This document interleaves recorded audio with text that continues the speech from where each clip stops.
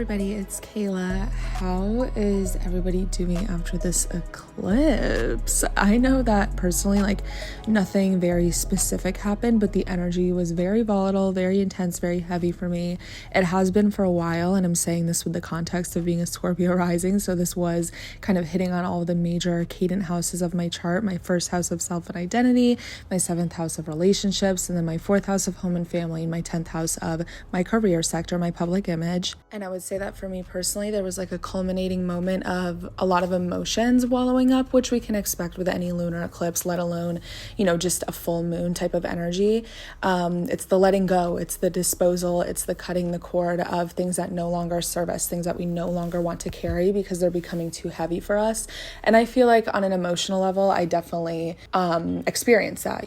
There wasn't a physical manifestation of a giant shift, at least not yet for me. However, there was these internal changes where I'm starting to have a different perspective. So thankfully, after all of the weight of that eclipse, I've been saying this in the other videos, we always have these little, it's like the opening of a storybook of this eclipse portal. We always have the solar eclipse and then the lunar eclipse, and we're not going to be having that again for another 6 months. So we're in that middle type of, thick of it where we get to relax a little bit. There's not going to be so much intensity, but the next 6 months is going to be really exciting for us. There's going to be a lot of changes, adventure, especially with Jupiter and Aries. I think that people are kind of coming back to self and circling back to what do I want at the end of the day? And that's going to bring a lot of new independence evoking experiences and things where people might make an erratic change or do something in the name of liberation or something that maybe they've always kind of viewed as risky or, I want to do that, but I'll never do it. And they finally start to put themselves in the position where they're propelling themselves into something that might be,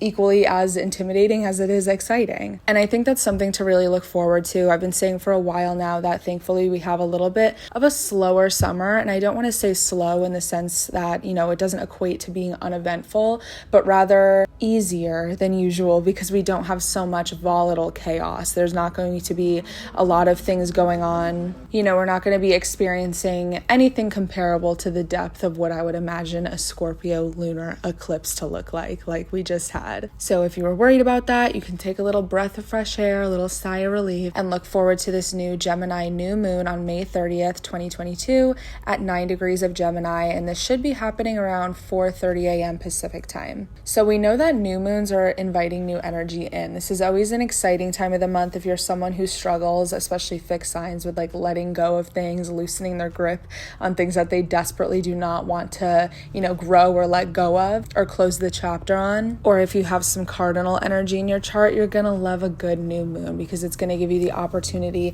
to kind of open the door to something new, whether that be entirely starting a new chapter, like moving to a new city. Obviously, we have a new moon every single month. You're not going to be moving every single month unless you're a digital nomad or something. But this is more so like the idea of spring cleaning, freshening up your environment, turning the page on something new, having a new perspective, looking at things from a different side. And when we have these little shifts in perspective or these turning of a new leaf type of moments, it allows us to peel back another layer of the onion of figuring out who we are, but also figuring out what we want. So generally, new moons are a great time to plant the seed of something you want to see grow and culminate as we approach the following full moon. This could be starting a new business, taking on a new healthy habit, like deciding to work out, eat healthier, or just kind of incorporating or embodying a new version of yourself and stepping into it a little bit more comfortably. But you're really being given the astrological support of venturing into fresher waters,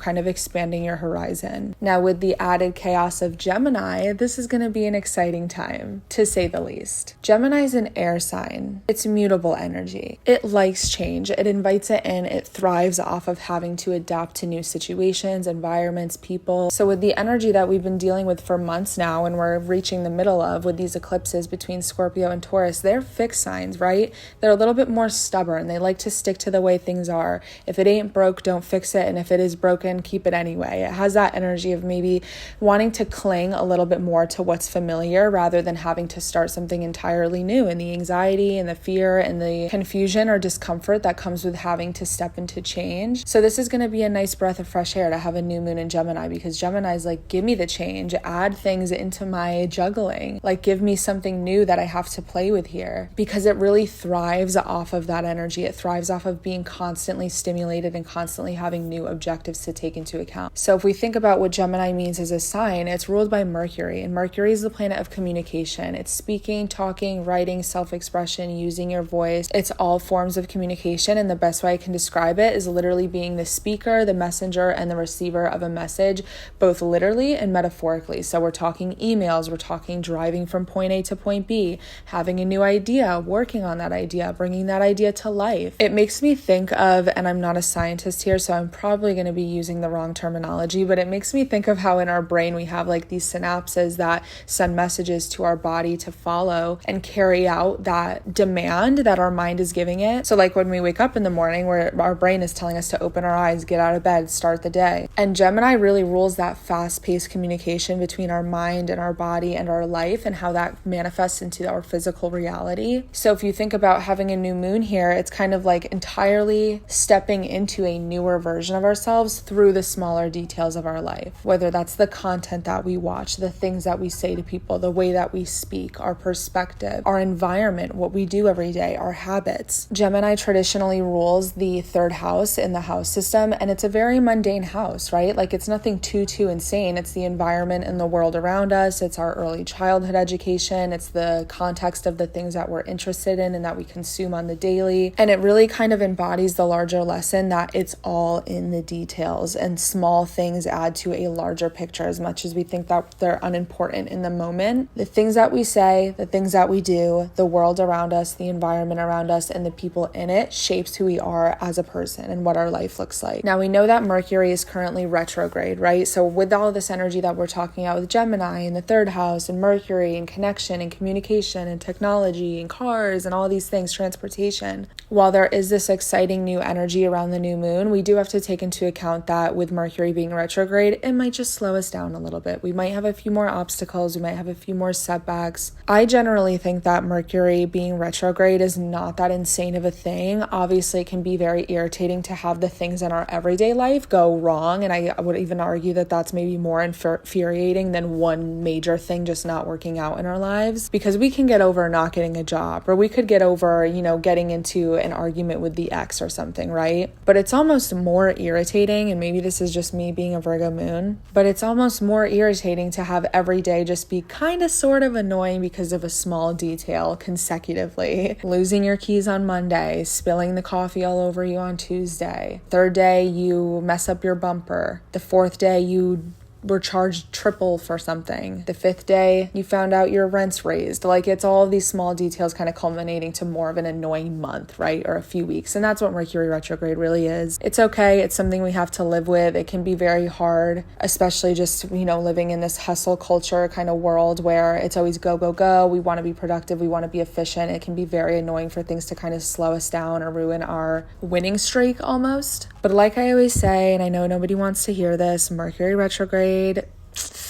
does work in your favor. It does. It messes you up because it's like, girl, pay attention to this right now. I'm trying to show you why things are going wrong, and by giving it your attention and intentionally trying to improve that situation, it's trying to teach you a lesson. That way you're avoiding what could go very wrong down the road in the future when it's really going to mess you up. So for example, this is one of those times where if your oil change light has been blinking for months now and you just always kind of let it roll off your back, you might get screwed over in the next few weeks. If there's a credit card bill that you haven't been paying off because you're like, whatever, I don't have the money right now and it's not something that I'm really worried about, I'll figure it out later. This might be the month where you see your credit score tank right in time for you to get approved for your apartment that you really want. It kind of puts these hiccups in the road or these obstacles or these hurdles for you to pay attention to. It's like a blinking red light. And the example that I always use is when you're playing Mario Kart and you go the wrong way, right? And we have this guy, whatever he is, it's like this little alert holding a sign with an arrow being like, bro, turn around. around. This is a one way and you're going the wrong way.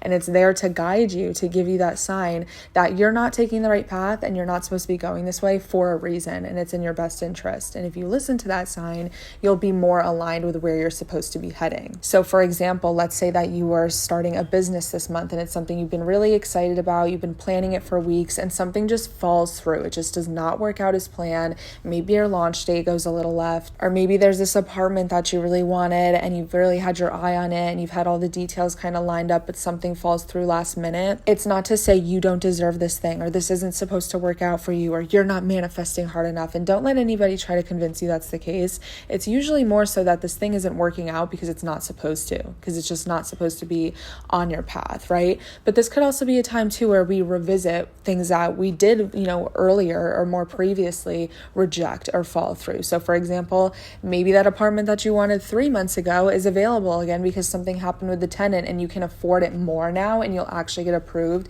and be able to fully enjoy the apartment rather than struggling like you would have 3 months prior had you got it the first time. We also, have this entire trope about exes and relationships and friends and all these people from the past coming back. I'm not going to give you a yes or no answer. It's for you to measure and decide on what you should do regarding the relationships in your life. And of course, if you want a personal reading, you can go to the booking in my bio. I'm more than happy to help you in a private reading. However, in a more general sense, I'm not going to say do not talk to the exes, and I'm not going to say if they come back, you absolutely need to settle down with them. Everything is going to be subjective, but yes, interpersonal relationships are up for play in a time like this because it kind of looks like all bets are off, right? It almost has this moment where everybody's dropping everything that they've been clinging to for so long, whether it's their feelings or their emotions or their perspective on things, and rethinking it and circling back and being like, well, maybe they did this because X, Y, and Z, or maybe I should reconsider this because, I've grown a little bit and I'm looking at it a little bit differently. So for some people, this is going to be something that's positive and productive, and you might have somebody come back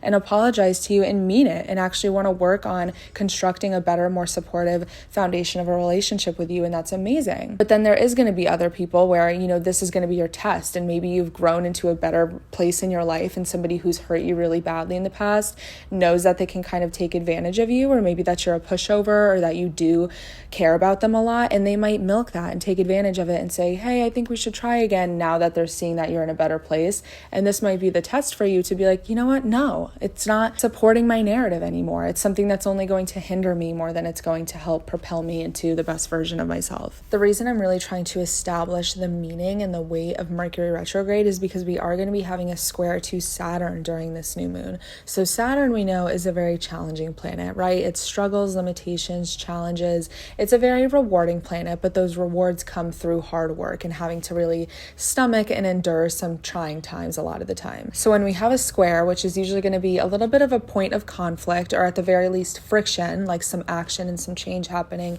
between two planets, it's kind of like them clashing, right? Like coming to a head-to-head. So we have the planet of communication, our everyday life, technology, transformation, transportation, in a retrograde. So it's already kind of obstructed a little bit, or at least not functioning as typically smoothly as it normally would. And then having that square to Saturn already being a malefic planet, right? A little bit more tough and tumultuous at its core. I would suggest that there might be a little bit of anchoring that we need to do between where Saturn falls in our transit charts and where Mercury retrograde falls in our transit charts. So with Mercury retrograde happening in Gemini, it thankfully actually functions a little bit smoothly here. It's a little bit more comfortable because it's in its home sign. So we're not throwing it into something totally foreign or uncomfortable or in detriment or anything like that. It's in its home sign, so it kind of brings its themes to the surface in a more comfortable way. And I would argue maybe more so in this situation, asks us to just further analyze with a magnifying glass why those small details aren't working, rather than, blaming it on the stars and being like, oh, it's not for me. Oh, it's not, supposed to work out or something like that. It's saying it's time to get clear on how the small things amount to the bigger thing, right? And then with Saturn anchoring itself in Aquarius, we've been dealing with this for a while now. This is energy that, is not new to us. It's very familiar. It's been here since around early 2020, I believe. So wherever Aquarius is in your chart, that might be the point of conflict, or at least the bump in the road that's kind of making this desired end result in the area that Gemini is more complicated. Like it could look like something simple happening in the area that Gemini rules in your chart becoming more complicated for whatever reason is being tested in the area that Aquarius rules. Let me word this better. I did not verbalize that smoothly at all, and this is literally the effect of Mercury retrograde. For example, I'm a Scorpio rising, right? I already talked about that at the beginning. I cannot stop talking about myself. But I've had Saturn in my 4th house of home and family, who I am at the core, my private life, my living situation for some time now, right? So Saturn going through your 4th house is already pretty trying and testing because it's kind of asking you to close out some very karmic chapters in that area of your life. And I would argue it's one of the harder ones to have Saturn transit because it's your roots, right? It's your home, it's your family, it's your comfort zone. It's what feels like home. And it kind of adds this colder, more black and white approach to it. And in my life, I've been seeing this kind of go up in flames when it comes to the interpersonal relationships I have with my family and them not being so smooth anymore. Me starting to see things that I need to set boundaries around and take more seriously and stand my ground with. My living situation has been horrific as well. And it makes me really think of, the 5 of Pentacles in tarot, like just kind of going through that struggle period. Now, Mercury retrograde is transiting Gemini in my 8th house. Again, if you're a Scorpio rising, you'll be able to relate to this a little bit and you'll hear all of this be regurgitated in the Scorpio section. So with the 8th house being, shared investments, things that you share with other people, secrets, intimacy, trust, money, and also just your internal transformation, having Mercury retrograde here could be me more so being focused on the deeper things right now, how I need to transform, how I need to change myself, what I'm willing to invest my time, energy, love, and money into, and what I'm deciding that is no longer worth it. And that could be of a result of that anchoring energy of Saturn in my 4th house of home and family. Carefully deciding and looking at and analyzing my investments of my thoughts and energy and everyday concern around the things that I share with other people in my life, because I'm being tested when it comes to the things that should come very simple and naturally, such as family support, a place to lay my head, and feeling comfortable, right? So do you see how we can draw together a larger conclusion with the context of the other planets going on? People,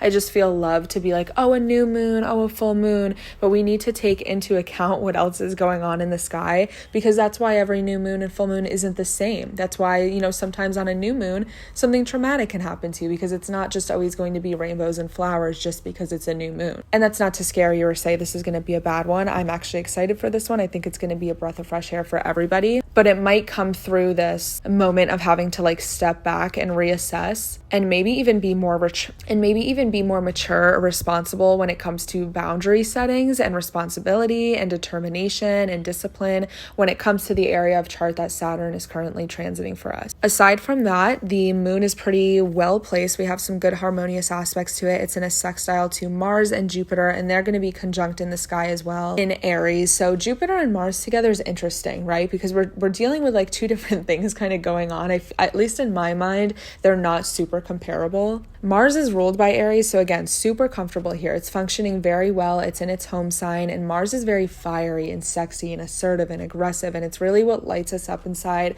and pushes us to go after the things that we want. And I like when we have this transit happening, Mars going through Aries, because it takes even the shyest, most reserved people and kind of even encourages them to step up to plate and be like, you know what, let me start being more selfish. What do I want? And not being so afraid. And with a conjunction to Jupiter being, traditionally ruled by Pisces and Sagittarius, Jupiter's expansion, it's pushing those horizons at, this fine line of really exciting expansion and almost pumping helium into something to make it bigger and brighter and more exciting.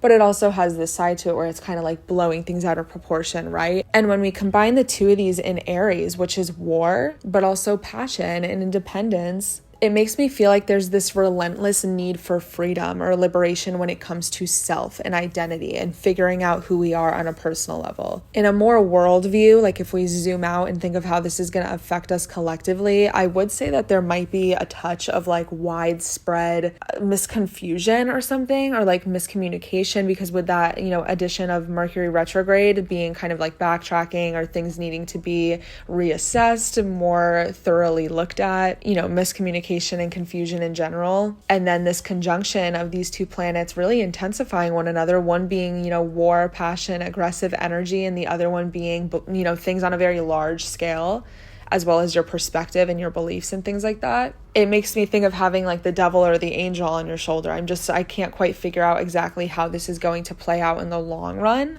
as far as cultural impact, because I feel like it could be very positive or very negative. And with Gemini having this again, like juggling, chaotic, kind of all over the place, flip-floppy energy, I wouldn't be surprised if there's like some news break of something major happening, but then we later find out that like it wasn't as big as it was supposed to be reported, or maybe there's like a missing detail or something was inaccurately concluded. But aside from that, in our personal lives, that's something I can touch on later, because obviously we need to see the next 2 weeks astrologically to kind of see how this is going to play out, as well as it bleeds into the full moon. But all in all, I mean, we also have a trine to Pluto, which is beautiful. We love some good change, and that's happening with Mercury as well, and then a trine to the midheaven. But aside from that, we have the new moon and Mercury as well in a nice positive harmonious aspect to Pluto as well. We have a beautiful trine happening there. So trines are very supportive, right? And Pluto again is like that wrecking ball energy. It will destroy what is not working, and it's change and transformation at a very deep, intense level. So to have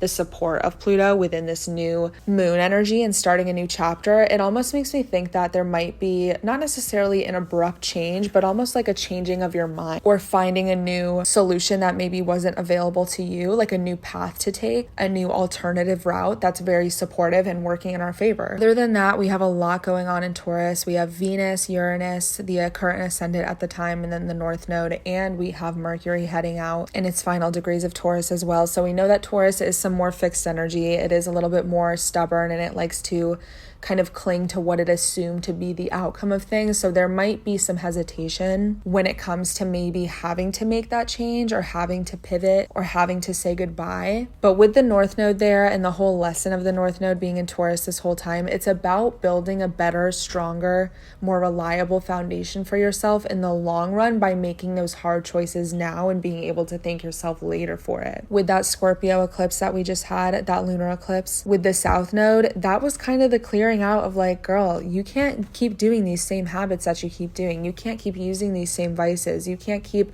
relying on the same go-to that puts a band-aid on the situation rather than wiping out the entire thing and working your way from the bottom up again. And Taurus is that working your way from the bottom up. So I really feel like that eclipse was kind of the closing chapter, at least temporarily for now, for the next 6 months of, okay, I'm realizing I have to let go of this in order to move forward in my best interest. And this Taurus energy is kind of the building blocks of that. It's, cementing everything brick by brick, very slowly, but with a lot of value. And with the Mercury retrograde, it might take a little bit longer. It might be a little bit more expensive. It might take a little bit more work than we initially expected, but we're kind of sorting out all the nooks and crannies now. Take advantage of the fact that there's some slower energy in the air. And with the new moon, we're being supported by change, a new perspective. So as this goes into the next few weeks of the summer, we have that slower energy to figure out what the hell is going on and how we're going to make this work. And that supports that exciting new narrative that we have going on for the summer,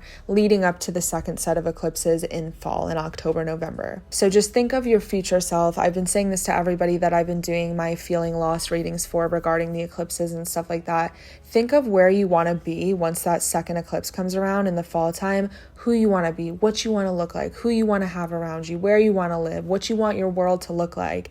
And now is the time to make those decisions and the choices and the moves that you have to make to get to point B.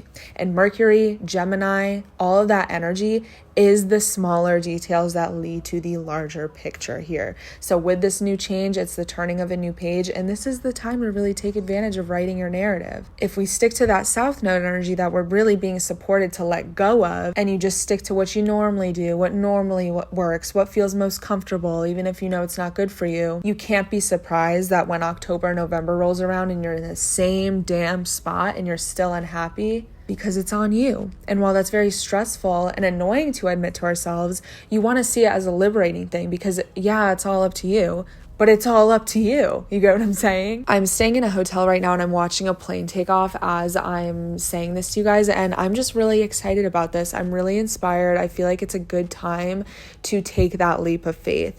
And with that Gemini energy, Gemini is so susceptible to change. It has such a strong ability to adapt. And if you're someone that, for example, I'm a Cancer sun, I'm a Scorpio rising, I'm a Virgo moon, trust me, I do not like change. I like to do things that feel comfortable and feel secure and feel safe and feel calculated to protect me from fear or rejection or anxiety. But the more you baby yourself and coddle yourself in that way, the more you're really hindering yourself from living your best life. So you want to start making those changes and those new ideas and going after the kind of mental list in your head of all the things you've always wanted to get around to but always made an excuse for, and start it now, because that's going to be the thing to bring you to that version of yourself come fall. So if you're not doing it for me, do it for your future self and you will thank me later. Okay, let's get into all of the signs. Aries risings, this is happening in your third house of communication, thoughts, speaking, talking, writing, siblings, best friends, cars, environment, everyday things and people, and education. So this makes me think of a lifestyle change, because with Gemini being in its home house here, by being an Aries rising, it's in its house that it's most comfortable functioning in.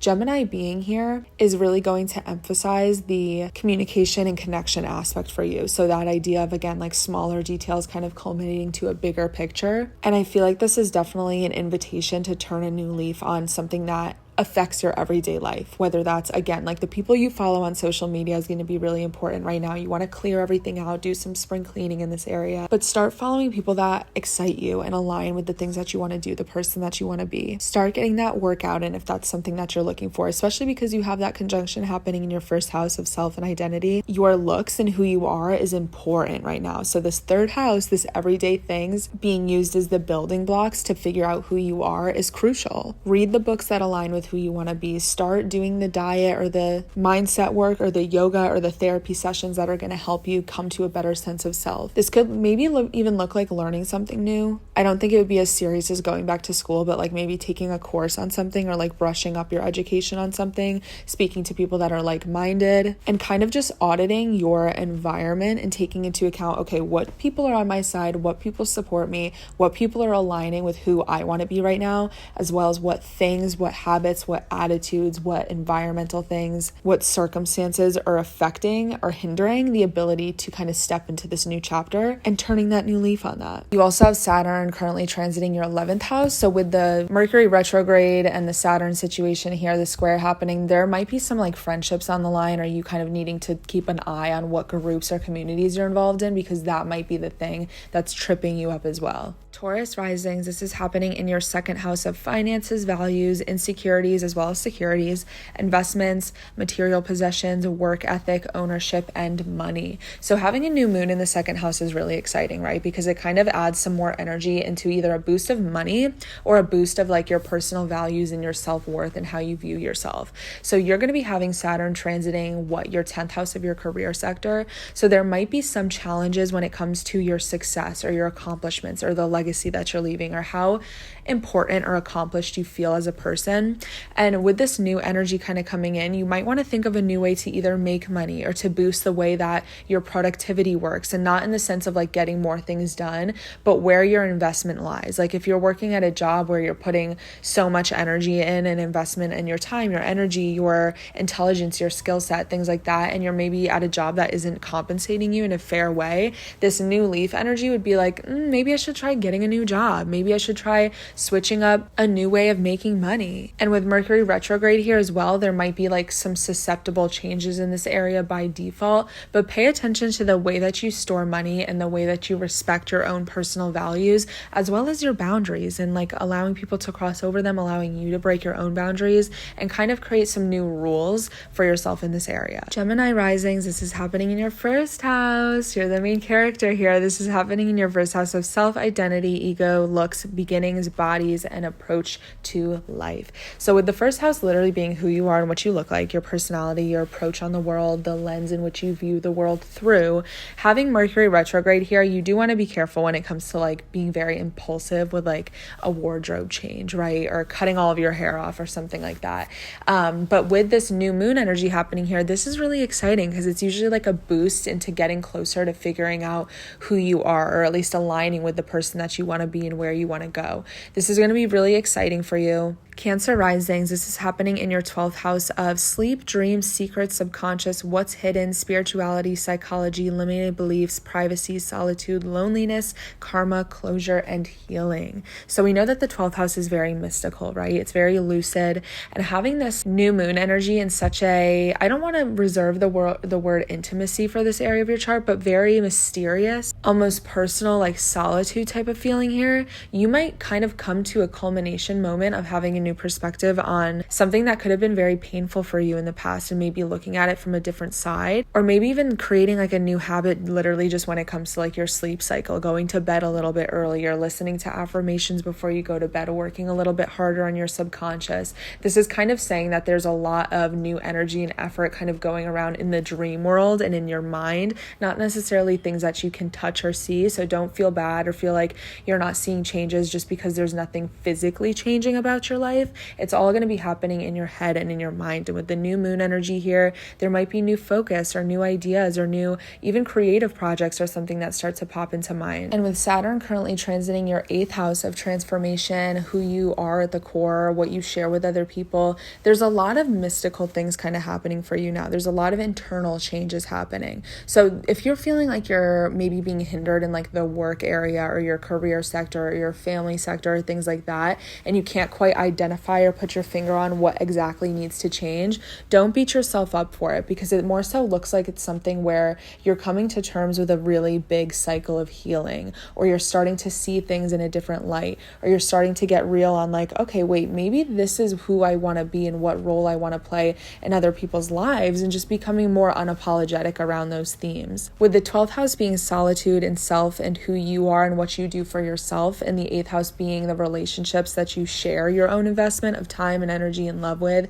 and what you feel you owe or are indebted to people with, having that kind of tug of war and that square to Mercury retrograde happening here, you might revisit or second guess or sort of think things over, where you might need to claim your time and energy or feelings or perspective back in a way that might bother some people. But with that new moon energy, it's like stepping into it more honestly and more unapologetically and gaining some peace of mind from it. Leo risings, this new moon is happening in your 11th house of friends, co-workers, manifestation, networking, charity, groups, friends, the future, and astrology. So having the new moon energy here, I feel like is exciting, because this is a very like social area of our chart. There's a lot going on here. It's kind of how we make money sometimes, but it's also the people that are around us, the groups and the communities that we fit into, our social life. You've been having Saturn transiting your 7th house of personal relationships, romantic relationships, but even like contracts and business partners and commitments and things like that. So having this new moon in the 11th house, but also having this maybe like anchoring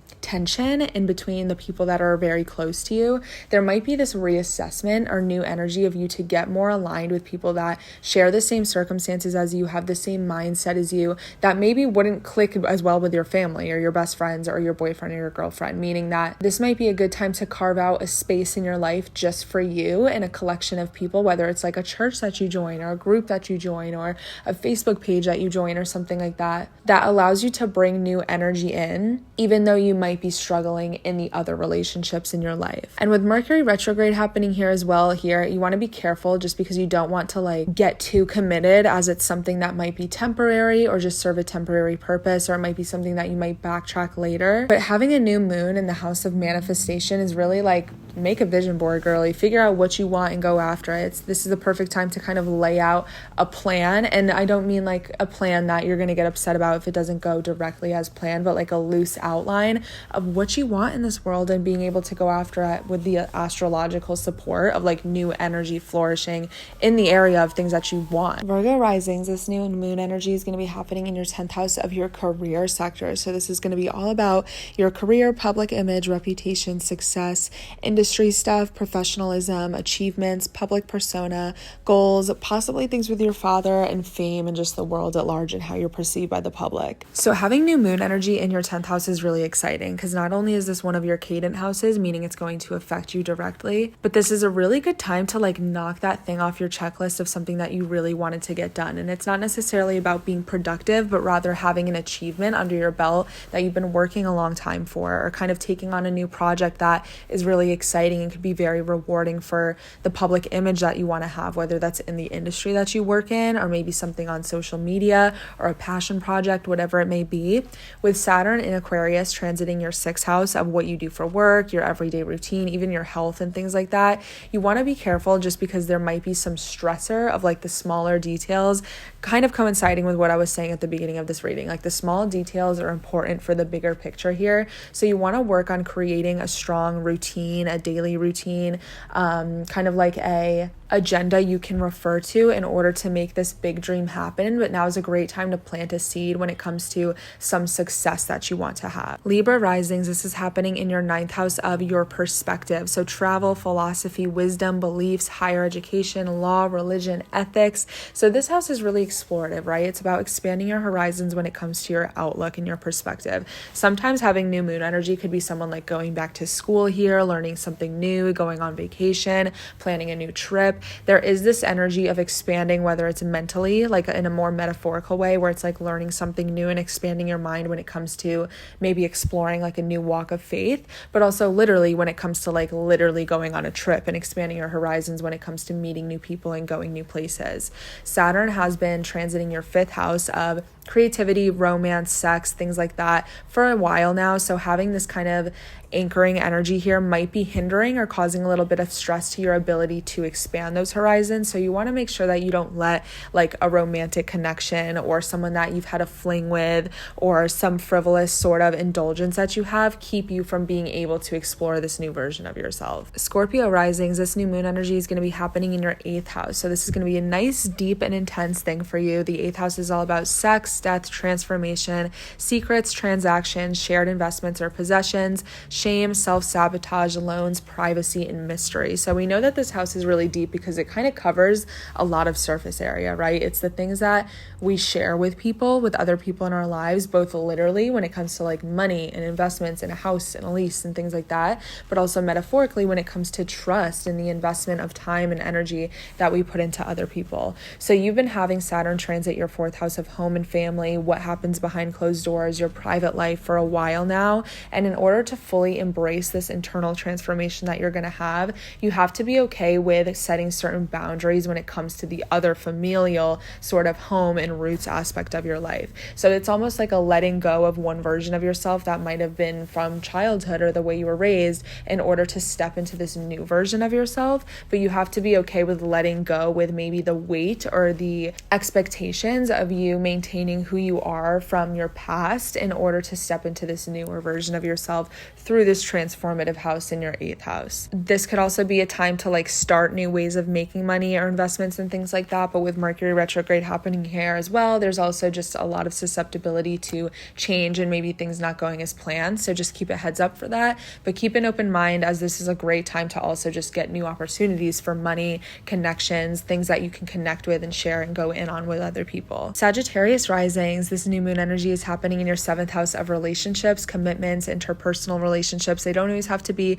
romantic, of course, but this is really going to touch on marriage, justice, business partners, equality, and kind of just having a shared goal with other people around you. So having a new moon happen here is exciting, right? Because this could literally just look like meeting somebody new. Maybe you meet the love of your life and this is someone that you really want to commit to. Of course, you have to keep in mind that Mercury retrograde is happening here as well. So there could be some backtracking or some initial thoughts that maybe don't withstand the test of time. However, you have been having Saturn transit your 3rd house of your everyday routine, your environment that's around you, the little things kind of adding up to the bigger picture, like I've been saying for the rest of this video. And having Saturn transit your 3rd house is kind of like the long-term effects of what should be simple becoming very hard or becoming very annoying or complicated or strenuous. So there could be some like discomfort in your environment, or maybe not feeling like you align with the people that are typically in your everyday life anymore and kind of feeling like you need something new. And with a new moon happening in your 7th house of shared goals that you have with people when it comes to literally business or just romantic or just like meeting a new friend that's like, yeah, I totally get what you're talking about. I have the same vision as you. I have the same dreams as you. This could could be a really exciting time where you start to feel like you're clicking more into alignment, where that annoyance or that dread around like everything feels so boring, everything feels so dry, everything feels like it's lost its magic, kind of getting rejuvenated again. You might be second guessing speaking to an ex or reaching out to somebody from the past. Again, I'm not going to say do or don't do it. The opportunity is there, and there's definitely probably some thoughts of rethinking relationships. And again, they don't always have to be limited to romantic relationships. Just tread carefully, but keep an open mind. This could be a really good time to kind of switch up your everyday life based on your relationships. Capricorn risings, this new moon energy is happening in your 6th house. So this is going to be your work, coworkers, habits, health, diets, pets, acts of service, fitness, and jobs area of your chart. So to have a new moon here, this might literally just look like getting a new job opportunity, starting a new job. It could look like starting to pick up a fitness routine and start taking your health really seriously. I like this for you because it's a little bit more mundane. It's not so black and white serious and like this super intense change happening, but kind of like the very subtle nudge or suggestion of, okay, I'm going to start something that's a little bit more of a positive habit. And I know that this is going to be, something that my future self will be thankful of. So your Saturn has been transiting your 2nd house of finances for a while now. So you might have been kind of going through like a dry spell when it comes to money, or even just really struggling with your self-worth. And it could go hand in hand with the job that you do, or the way that you take care of yourself, or the way that your health is kind of fluctuating. So now is a perfect time to use the astrological support of like new energy and starting fresh in the area of your everyday life and routine in order to support a more successful outcome with your money and your self-worth. Aquarius risings, this new moon is happening in your 5th house. The 5th house is so fun. I love the 5th house. So having new energy here is really going to touch on sex, romance, fertility, attention, drama, entertainment, dates, children, pregnancy,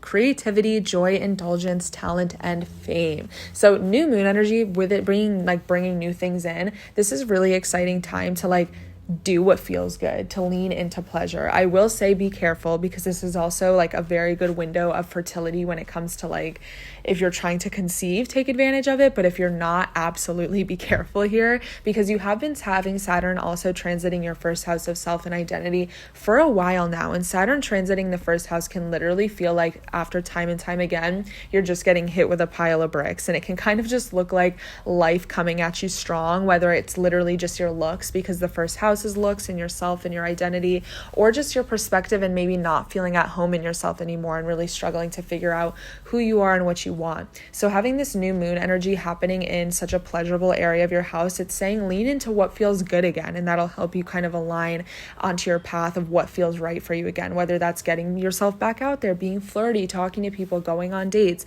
or just going to your favorite restaurant, watching your favorite movies, being okay with the fact that not everything has to be productive or make you more money or make you more healthier or make you, more cooler, but more so what just feels good to you. And by kind of cultivating that energy alone, you'll get in that flow state that's going to help you realign onto the path that you're supposed to be on. So with Saturn in that 1st house of self and identity, you could have felt lost for a while now, and you still might be for a little bit, but this new energy is really going to say, lean into that childhood joy, do what feels good, do what feels right to you, and what's something that's very enjoyable and kind of lets your inner, child out to play, and you'll start to get a little bit more clear on that sense of self. Pisces risings, this new moon energy is happening in your 4th house. So this is going to be all about home, family, property, private life, emotions, roots, women, femininity, comfort zone, moving, and nostalgia. So having new moon energy here could literally just look like you moving. Like maybe you're getting a new place, maybe you're signing a new lease, maybe you're getting into a new apartment or something like that. But it really touches on the fact that you're turning a new leaf when it comes to where you come from, who you are at the core, or just very simple familial matters. So we know that the 4th house, while it is property, home, stuff like that, it's really who you are at the core. It's a very intimate area of your chart. So to have a new moon here can kind of look like you looking at who you are differently, or looking at what you always thought your narrative was a little bit differently, starting to switch your perspective on your foundation completely. And you've been having Saturn transit your 12th house of your psyche, like your subconscious, mystical stuff, your dreams, pain and healing, dark and light, all of the duality of life for a while now. So having that sort of Saturn lost, but also very restricted, dry spell energy happening in such a sensitive area of your mind and of your psyche and your subconscious, having a new moon here is really going to give you the opportunity to start fresh and kind of be like, you know what, I'm done carrying the weight of all of this pain or all of this stress or all this anxiety,